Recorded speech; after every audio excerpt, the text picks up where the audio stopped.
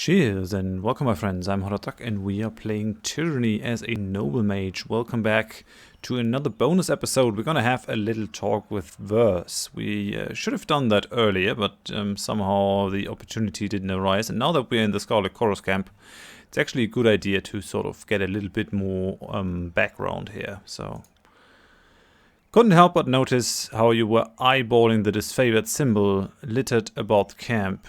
It's hardly a symbol, just a scroll. What? It's hardly a symbol, just a scroll. That's true, but it used to be the pride of Graven Ash's legion before Kairos made them deface it. What happened? So, she knows about that. I think she told us that in entering ruins, just at the very beginning, when I clicked on one of the tents. Okay, what happened? Word has it that Ash has been under more scrutiny than the other Archons, seeing as he took a stand against Kairos in the past. Even though he bent the knee in the end, that doesn't place him above suspicion. Kairos and the other Archons keep him on a tight leash. Before he bent the knee to Kairos, Graven Ash rallied his legions against the Overlord's authority. His prowess on the battlefield ingratiated him to the Archons, who welcomed him into their ranks in exchange for his obedience. Ash's troops impressed the growing empire, but Kairos made them sacrifice everything they were, up to the point Ash surrendered. They've been disfavored ever since, and fighting to earn back their honor. I guess that's why you don't cross the Overlord. Kairos holds a grudge, with a mean, jealous streak. Let's have a couple of other questions. Go on then. Verse nods. What do you need? Are you a spy for the voices of Narat? That's rather blunt. Oh well then, are you a spy? Verse regards you with an unreadable expression. Her mismatched eyes look at each of yours in turn. I got insufficient reputation. I mean, does it even matter? Crap. Maybe later then. I mean, does it even matter? You have to decide for yourself whether or not I'm worth trusting. Is keeping me along worth the risk that I'll spill the occasional word about what you ate for breakfast? The voices of Narat is the Archon of Secrets, not the Archon of Honesty or Fair Dealings. If you don't assume that everyone already reports to him, you're not being careful enough. Tell me something about yourself. Yeah, if you insist. I'm a Scarlet Fury. That should raise some flags for you. It means that I'm good at killing, and more importantly, that I enjoy it. What I won't enjoy are the pleasures of funerary rites packed with weeping mourners. Someday I'll fall in battle, and then they'll roll me into a mass grave or heap me atop a shit-stained wagon. One more anonymous, knife-riddled piece of meat. Until then, I plan to take whatever I can from life and have a little fun along the way. Alright then, tell me about your life before the chorus. Life? What life? As far as I'm concerned, I didn't exist before the chorus. There was some girl in a farm wearing my face and talking with my voice, but she wasn't me. Sometimes she would sneak out at night, take a scythe, and have some fun with the livestock. Our shared interests began and ended there. So you were killing livestock with a scythe. That's disturbing. When the Scarlet Chorus swept through my village on their long trek from the bastard city, that was when I finally woke up. I buried my old life, took red vengeance on anyone who wronged me, and found the freedom I could only dream was out there. What of your parents? Did you hack them to pieces? My mother ran a successful farm, and I worked it for a number of years before I found the chorus. She was a hard, bitter woman, acted like the world owed her something. If you remember, only women are allowed to actually own land. Men are only allowed to lease. She never talked about my father, though I figured out a thing or two about him later on. He was a merchant from the Northern Empire who took a liking to her, and she him. He stayed around only long enough to get what he wanted. But never mind him, my mother never had what you would call taste, so he couldn't have been terribly influential to me if he did stick around. Do you ever wish you could do things over and end up somewhere other than Kairos' army? That's as naive a question as I've ever heard. Kairos is everywhere. If you aren't in the Overlord's army, you're being trampled by it. Of course, I could have labored on the family farm into my maturing years, married some dolt, and littered him a nursery of squealing piglets. Having my body torn to pieces by smaller versions of me sounds like fun. Then one day, when I decided enough was enough, I'd slit my husband's throat over breakfast and run off to join the chorus anyway. My way saved a lot of time. Verse smooths back the feathers in her hair and shakes her head with a smile. You're a killer. Better to stick with the chorus. At least you understand. The chorus praises and rewards the thing inside me that I would suppress in civilized company. Life is too short to repress every desire, right? Especially if I have anything to say about it. I actually prefer her being in the Scholar Chorus over her leading a normal existence in a village, and then at some point just turning the switch and killing everyone.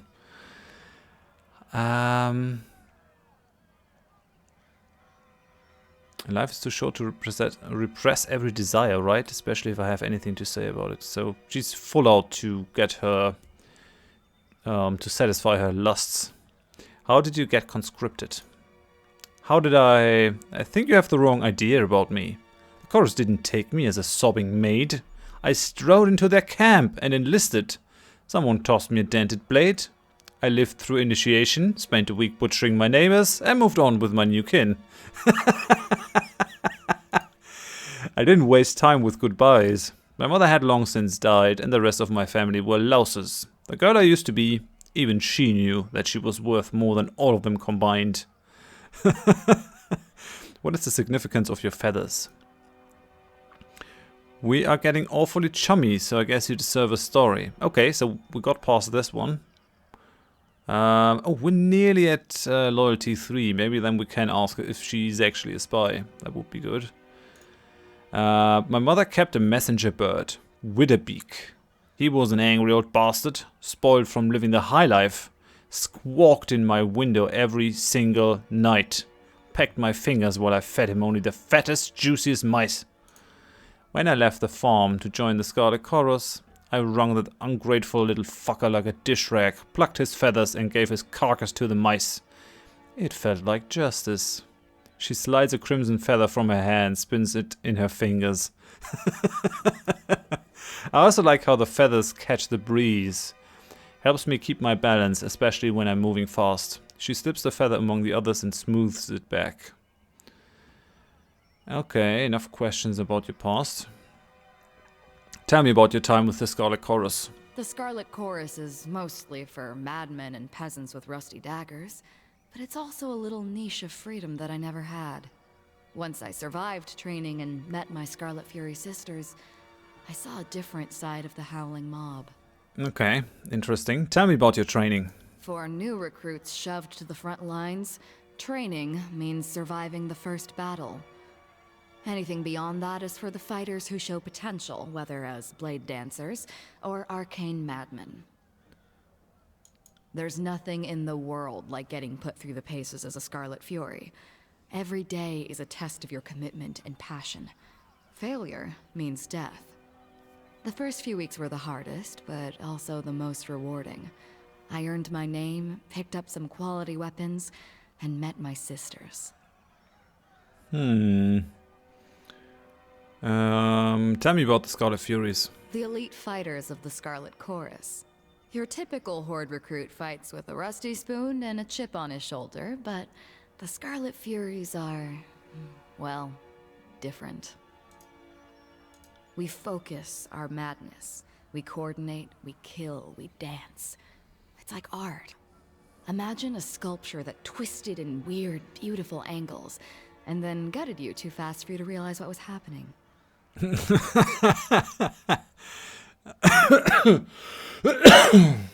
I could ingratiate myself with her, but I'm not sure that's so wonderful. I'm also not gonna piss her off. You earned your name. If you think a simple farmer from the Tears would name her child Verse, I suggest you visit my old village. Most of them were walking around with surnames like Barrel or Fish. Not the most creative bunch. She smirks and shakes her head. The chorus takes your name away. Whoever you were before, you aren't that person anymore. Then you earn back a name through great deeds, usually murderous ones. That's why you see choirmen walking around with names like Stinkmouse or Face First. There's probably a good reason for it. The voices of Nerat gave me this name. When the Scarlet Chorus runs howling into battle, he doesn't hear war, he hears a symphony. And when I fight with blade or bow, he told me that my music stands out louder than anyone else's and contains too many parts to be easily defined. When you least suspect it, the Archon of Secrets can be downright charming. Yeah, I guess that charmed you. What's your real name? That question isn't worthy of either of us, but I'll entertain it out of pity. I've gained fear. Yeah, fear me. Because I ask about your name. You already know me by my real name. It's Verse. Are you looking for whatever arbitrary collection of letters and sounds my mother thought was inappropriate when she didn't even know me? Then you're out of luck. I buried that name a long time ago. Long by my standards, anyway. Okay, tell me about your weapon skills. When I was just a kid, it didn't take me long to realize I was a natural. I could pick up a rusty kitchen knife and skewer a rat from across the room. The Scarlet Chorus gave me opportunities to further educate myself. My sisters were always a bit surprised by how quickly I took to different fighting styles. She frowns for a moment, then shakes off whatever she wanted to say. Okay, back to my questions about the Scarlet Chorus. What do you need to know? Before, you hesitated when you brought up your fighting styles. Why? Noticed that, did you? It's a matter that I'm not used to discussing, mostly because I don't know how. Did gaining fear actually reduce our loyalty progress? It didn't, so they can fear you and still be loyal to you. That's really interesting. I mentioned before that I'm good at picking up different weapons and fighting techniques. The truth is, I'm better than good. I could flay a man so cleanly that I'd leave a single strip of skin behind. He wouldn't even need to be tied down. That was one of the first things I discovered about myself after joining the Scarlet Chorus. The voices of Nerat recognized it in me as well, which is why he singled me out for Scarlet Fury training. Do you really want to know if she tried that flaying trick? Yes. Let's just say that when we ran out of canvas for pitching tents, the fifth eye handed me a knife and pointed me to the prison pens. She winks. Oh, that's disgusting. My sisters were the masters of their fighting forms, but since they died, my style has changed, almost like I can kill as they did. I could pick up a bow, a lance, anything really. I could tear someone to pieces with a weapon that I only watched my sisters use. I don't know what it could mean, and that worries me. Who are your sisters? Who were they would be more appropriate. 3 Whispers, Red Geezer, and Seeking Sheath. Best fighters I ever met. Ah, right, that's her 3 stances. That's the 3 stances that you can activate. Best fighters I ever met. There wasn't a foe we couldn't take down together. Our fighting styles complemented perfectly. So we divided up the killing work, like bards sharing a song. At least we used to. She presents a solemn salute. Tell me about 3 Whispers. She was as calm as the surface of a pond, and light on her feet. More than one foe tripped and fell on their own blade due to Whisper's crafty footwork. Worse lets her gaze slip away from you as a fleeting moment of sorrow steals her attention. Tell me about Red Geezer.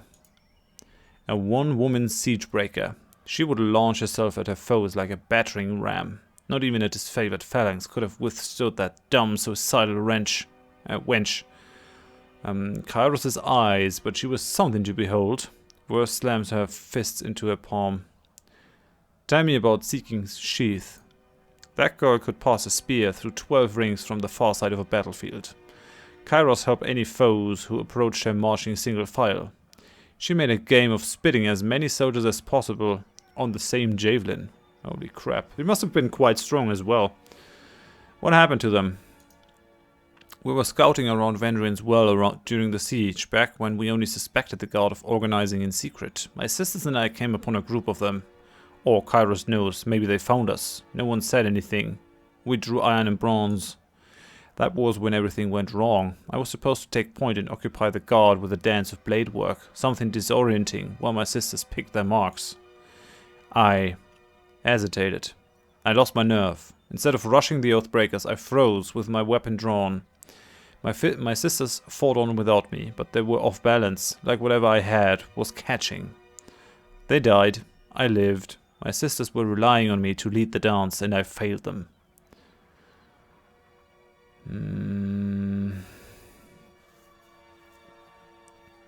It's understandable. Caution stayed in your hand. Caution? Save your caution for the disfavored. If we showed caution, could we have taken the bastard city or the gates of judgment? Could we have conquered the tears with anything less than our blood boiling over with rage, the song of battle ripping from our lungs? Hesitation is a rot. It's unbecoming of any chorus member and unheard of in a Scarlet Fury. I would cut it from my body and cauterize the wound if only I knew its source. She grimaces once more and turns inward, contemplating. Any thoughts on the topic, or are we just here to open old wounds? Any idea why you lost your nerve in battle? I wish I had an explanation. For the first time I lost the dance. The song of murder drew silent. Instead, there was only rigid, organized control. That sounds like the security of a phalanx to me. You should practice a more orderly form of combat if it suits you so well. Even if the Scarlet Chorus fought in formation, I wouldn't be anything like your hideous shield wall. It wouldn't be anything like. She looks at him in disgust. I had more questions about your sisters. Okay, back to my questions about the Scarlet Chorus. What do you need to know? Who are the Scholar Chorus leaders? One of the voices of Horath is the spider at the center of the web. He acts like the army belongs to him, and he only lends it to Kairos because it suits his purpose. Both of which are true. The rest are all offshoots of the voices, like the Fifth Eye. Once you get down to the rank and file, the Scarlet Chorus organize around a motley bunch of gang bosses who call the shots. What do you want to know? Tell me about the voices of Horath. He's a madman, but that never stopped me from following his orders, even in a legion as cutthroat as the Chorus.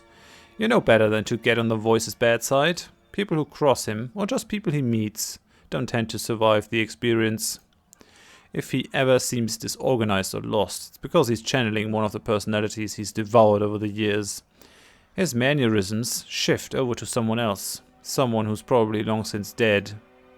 Better to die than become part of the voices. Through powers you can't begin to understand, the voices of Horath steals the minds and knowledge of his victims. You know this happened often during the campaign against the Tears. What he gains from this ability, beyond his apparent madness, is anyone's guess. You know better than to ask him about it directly. What makes the voices of Horath so powerful?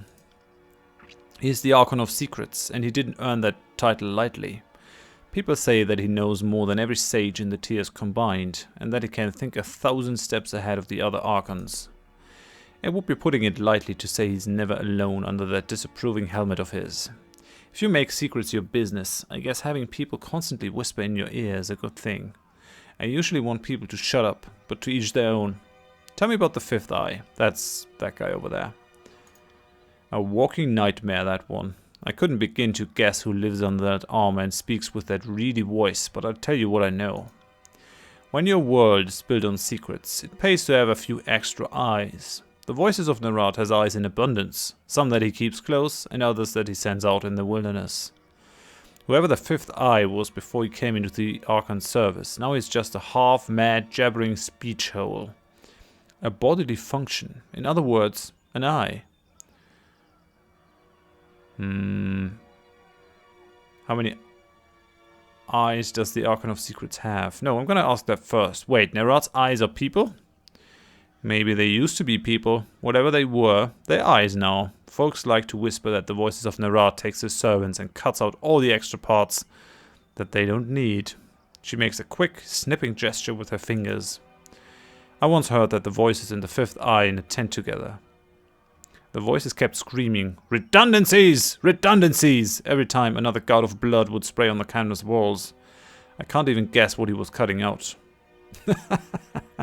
That's indeed rather creepy. How many eyes does the Archon of Secrets have?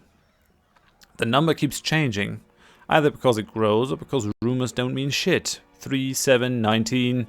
Some even say that all of us are eyes and we don't even know it. She shakes her head in thoughtful disapproval. It's one of those questions that drives you mad if you allow yourself to think about it for too long. Hey, you could be one of Tunan's eyes. Bet you never thought of that. Okay, back to my questions about the leaders. Tell me about the gang bosses. A boss is anyone who can rally enough support to kill the previous boss. They cling to command until someone gets wise and stabs them in the back. Tip Cap leads the filthy lambs. Locks leads the rusted harps. Sharp used to lead the bone boys. Couldn't say where he ended up after they broke his legs. Waterwheel orders around the hairy hunters. Horse for shit leads the lazy Melkins. Then Scurvy Queen, Fingerfood and Wild Gash collectively lead the ladies of perpetual strangulation. I'm forgetting at least a dozen more. I've even led a gang or two in my day. They never survive very long, so no point in getting attached. You led a gang?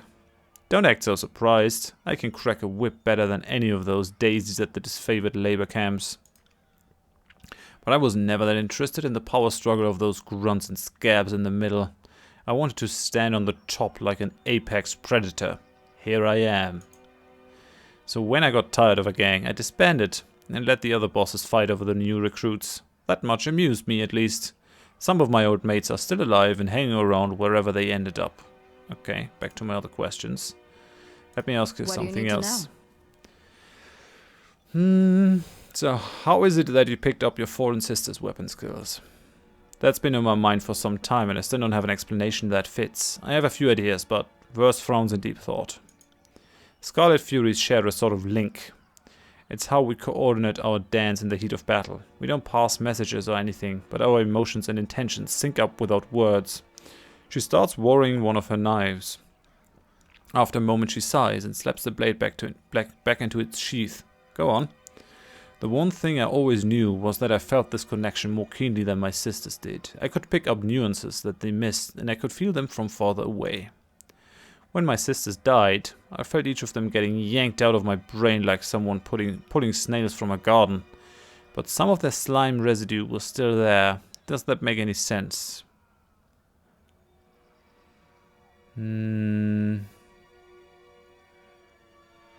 I would take comfort in that. Your sisters live on in you.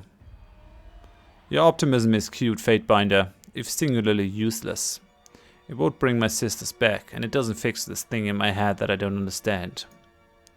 No matter how you paint it. Some part of my sisters broke off in me when they died, and now I'm left to deal with it. Just another day in the tears, right? What are your thoughts on the disfavored? Should I really ask this one? A warren of self-entitled children so wound up in delusions of honor they're likely to hang themselves by their own high standards. I wish they'd stayed in the Northern Empire where they belonged. Then we could get some real work done in the tiers. What do you think of their leader? I've seen enough of that high-minded bragger to know that he's all duty, nothing but a charismatic, broad-shouldered scarecrow. He calls himself the Archon of War, though by the way he stalls his forces waiting for a better strategy to present itself, you would think he's afraid of battle. Watch your words. I would not hear of you talking of the Archon this way. A growl ripples through Barrick's armor, accompanied by sounds of bending metal. Was I even talking to you, Junkyard? And no, I will not. You would think that someone more deserving would take Ash's mantle from him, but the disfavored have this cult of personality built around their great general. In their eyes he can do no wrong. What about Ash's connection to his troops? Graven Ash protects. His soldiers keep harping on those words like they mean something. I don't deny that the disfavored can take a few extra lumps on the battlefield, but that only speaks to their thick-headedness. If anything, it's only true because his soldiers place that much trust in it. I've seen the power of suggestion do stranger things to people. Stranger than heal battlefield wounds? I don't think so. Suit yourself. I'm just putting it out there, and I don't see you coming up with any great explanation for a soldier who bounces back from a killing wound. Who would you see take Ash's place? I would rather let the disfavored sort it out among themselves. Graven Ash is this aging figurehead of what should be a constantly changing role. The right soldier needs to grow a pair and kill the old man, kick his cane out from under him, remind the Legion what strength looks like. The voices of Nerat changes. He's a multifaceted gem, and the Scarlet Chorus is a reflection of their beauty. If someone could rise up and strike down the voices, any of us would follow them in a heartbeat. I suppose we have a better idea how to handle the disfavored forces. Of course I do. First, I'd stop babying the troops. Pain is a lesson best learned early. I'd conscript from the locals to bolster the front lines, because why waste your elite on the vanguard? Then I'd leave any misplaced ethics back in the Northern Empire. They're not helping Kairos' campaign anyway, so fuck them. Excellent, you would make them more like the Scarlet Colors. No. You take away everything that makes them strong. It's a damn fine alternative from where I'm standing. If all that strength couldn't end a siege, what good is it to anyone? We're gaining fear at a rather high rate. We're already at level 3 of the fear.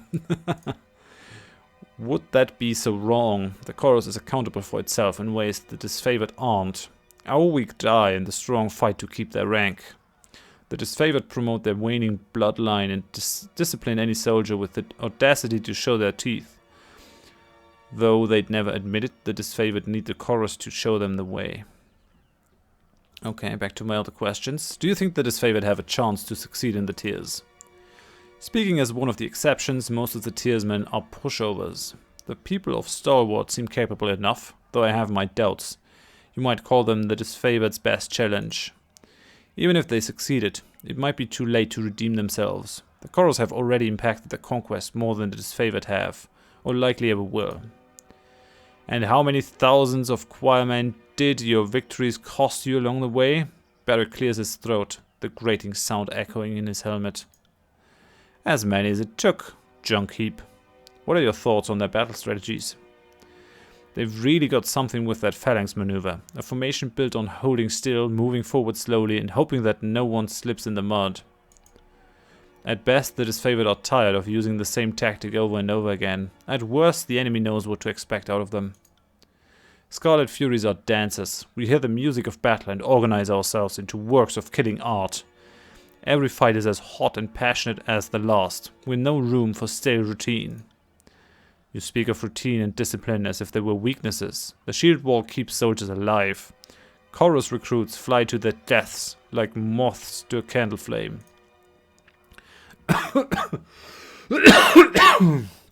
Excuse me.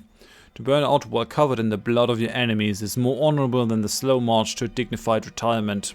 Would you rather feel the bite of a spear while hewing an axe through your enemy's skull? Or the clench of your heart's betrayal while you sit up in bed, aged and alone? Barrick. In the shadowy depths of his armor, Barrick makes no sound. He doesn't even appear to be breathing. Let me ask you something else. If we must. Yeah, she's pretty pissed by now. What do you think of those who defy Kairos' authority? That's a loaded question. Oh, it means the tiersmen. The tiersmen can either fight or submit to Kairos' peace, and only one of those options captures my interest. I suppose I appreciate when they go down fighting. If they did otherwise, I would need to find another excuse to flay them. They need to understand, whether we unify the tiers under a shared banner or at the bottom of a mass grave, makes little difference to you, me, or Kairos. That's an interesting view of the conquest. It's a pragmatic one anyway. The Scarlet Chorus caught on to the idea at the beginning of the campaign. If no one objects that we're here to carve a bloody path for gain and amusement, then by all accounts that is our purpose. I wonder if that would have changed if I had made different choices in the conquest. Besides, unification is such a vague concept that Kairos allows the disfavored and the chorus to interpret it as they will. The Overlord is concerned with the results. I'm happy to focus on the details, especially if that means cutting off a farmer's leg while his family watches their land burn. She smiles at a pleasing memory. Yeah, you're disgusting, actually. If you understood how a Scarlet Fury makes art out of death, you might not think so. Keep an open mind. You might enjoy the things that I show you. Your words don't faze her in the slightest. She only nods, a suspicion confirmed. Did you fight at any notable battles? I spent some time in Azure towards the end of the war. Beastmen ripped my unit apart. We thought they might be working under Karen's orders, but we never found out for sure. As tall as the hills, Kern is the Archon of Stone, Master of Earth and Soil, Destroyer of mountains and cities. Kern is the reluctant leader of the Earthshaker Guild, though he's less their teacher and more their object of study. The massive Archon is sworn to Graven Ash and provides arcane support to the disfavored war effort. Okay, let's change the subject. You...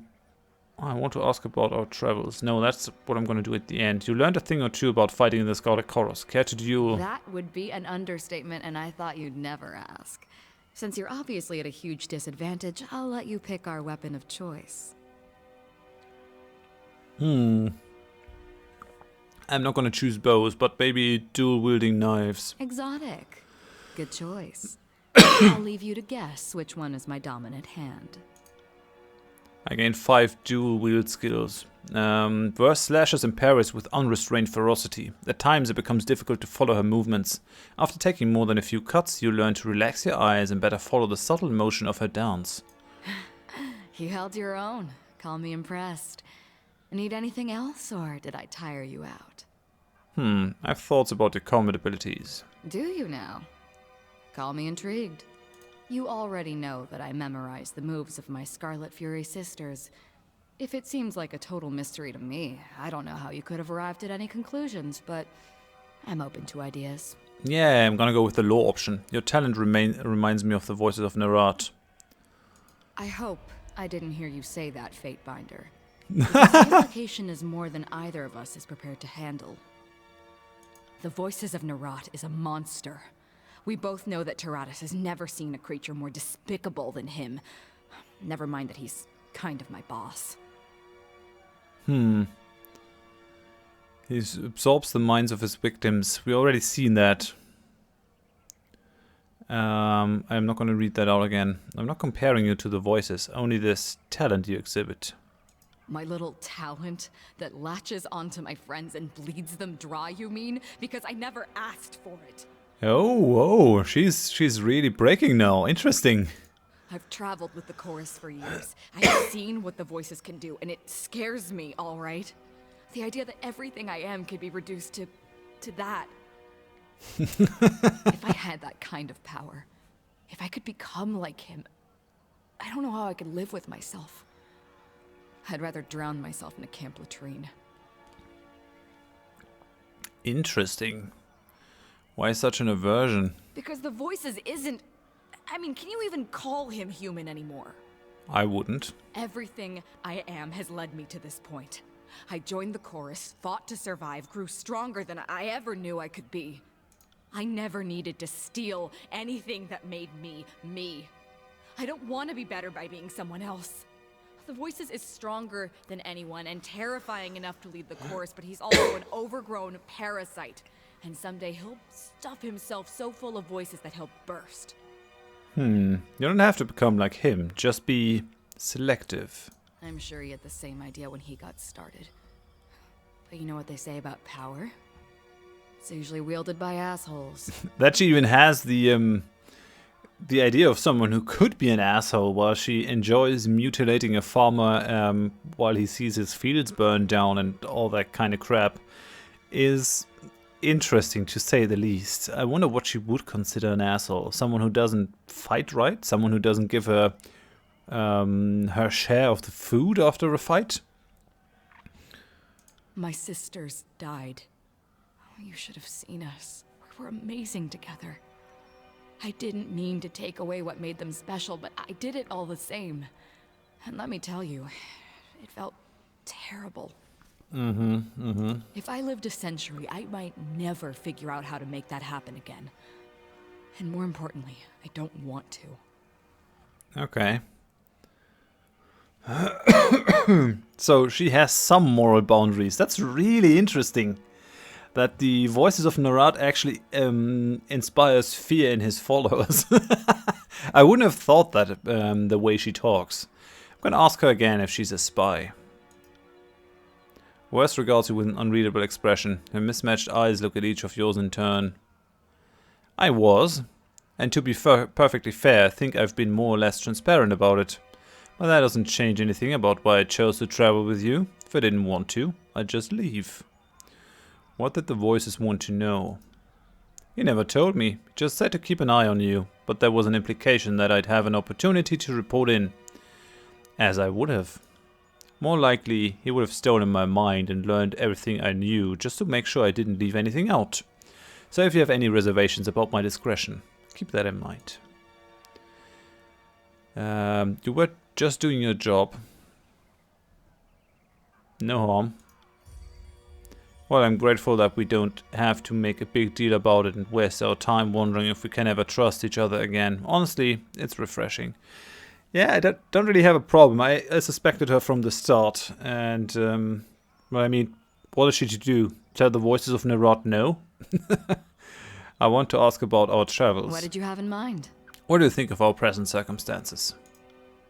Well, there's an edict hanging over our heads. As far as I'm concerned, the incompetence of the disfavored got us into this mess. And it will take the fury of the Scholar Chorus to get us out of it. In other words, nothing ever changes. What do you think of our travel companions? Anyone in particular? What do you think of Lantry? Yeah, that's the guy that we got 2 episodes ago.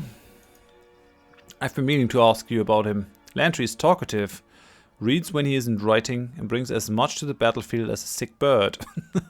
The warriors at your side shouldn't suffer from elder's ache in their sword arm. You would be better served by putting him out of his misery. We need him, and that's all you need to know. Understood. You got something in mind you're using him to accomplish. Then by all means, let him tag along, but don't expect me to keep him alive. If he's pulling his weight somehow, feel free to clue me in, because I'm not seeing it. Alrighty. What do you think of Barrick? He's, well, I'll give him some due credit. He's more complicated than he looks. He's still an intolerant and unapologetic bastard. That's more his business than mine. Back to my previous questions. I think we're done with her. Okay, so we gained a little bit of stuff. We gained versus fear ability, Fury's Rage. Oh, let's have a look at it. And the loyalty ability as well. Interesting. So she can do the death from above, launch her in the air, allowing her to unleash a series of well-aimed arrows into the target from above. Each of the arrows strikes through and has armor penetration. And we also gained project intense flames towards worse, which she catches on her blades and spins into an aura of wreathing flames around her.